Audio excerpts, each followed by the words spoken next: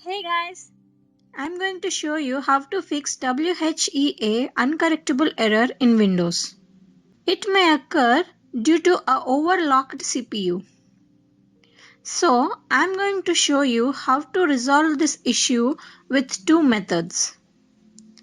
First, right-click on Start menu and then select Device Manager and update your display adapters.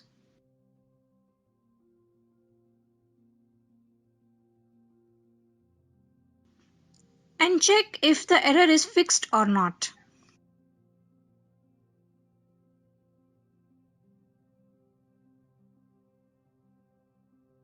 And the next method is right-click on Start menu and then go to Settings and then to the Update and Security and to the Recovery.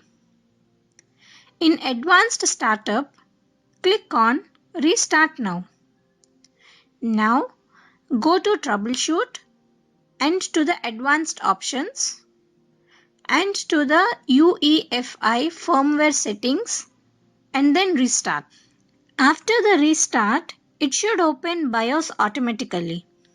So, go to Advanced tab and then to Performance and search for Overlocking. Here, make sure it is disabled. Boot into Safe Mode and right-click on the Start menu and go to the Settings and to the Update and Security and to the Recovery. In Advanced Startup, click on Restart Now. Now select Troubleshoot, continue to Advanced Options and then select Startup Settings and then Restart. Now select Enable Safe Mode.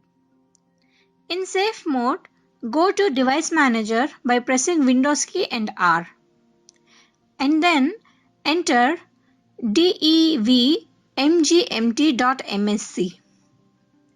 If there's any yellow or red sign in any device, update it.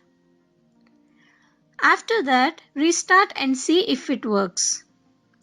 You can also run a hardware failure test in command prompt by entering mdsched.exe. That's all guys. Hope this tutorial helped you guys out. Thank you for watching.